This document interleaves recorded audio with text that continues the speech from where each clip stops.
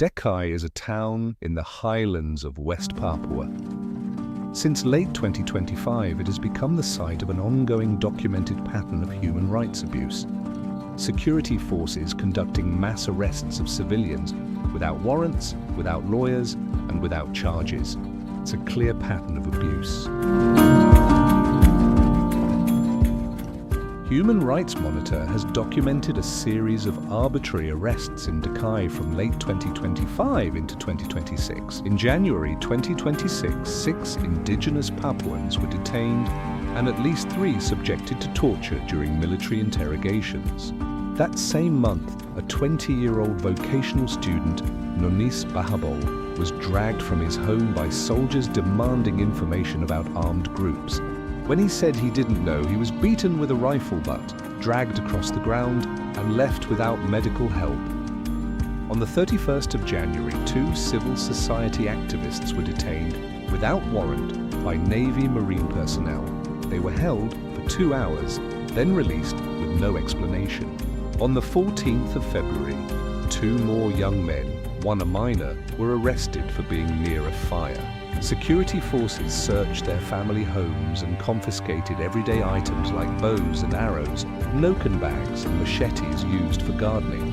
4 days later, on the 18th of February, 4 girls were arrested, including a child of just 7 years old. Here, we hear testimonies from people in Dekai. Semakin menapan dan kami dicurigakan. Kami sebagai kebiasaan kami, orang yang datang dari luar itu adalah raja kami terima dengan baik. Tapi kami dengan kami, tingkar baik kami punya orang. A pastor in Dekai described the daily reality for his congregation. Melakukan pengesiran, melakukan penangkapan, melakukan tahanan sampai dengan masih harian. Tapi jemaat semua pengungsi ada di kota, belum ada di tempat halaman gereja, tempat tinggal mereka belum bisa mereka naik. Sampai saya sebagai gembala, beberapa gembala juga kami tidak tetap ada di atas, tetap ada di kota. Tapi hari Minggu kita ada yang... Another community leader described what it feels like to be treated as a suspect on your own land. Isiran ini adalah kami juga warga negara Indonesia. Karena kami masih menggunakan KTP warga negara Indonesia. Kami tidak memiliki warga negara asing, warga negara apa-apa. Sehingga mungkin hal ini macam kami melihat ini ada negara dalam negara begitu. The most recent wave of arrests began on the 21st of February 2026. Armored vehicles entered a private home at 6 in the morning. 11 young men were arrested, most of them minors. Motorcycles, phones and bedding were seized. The following morning, 4 more were taken from the street at 4 a.m. Without warrants, over 3 days, at least 26 people were detained across Dekai. One detainee, Melkim Selak, was beaten during interrogation, punched and kicked with boots to the face and back, and pressured to confess to membership in an armed group. Human Rights Monitor's analysis is clear.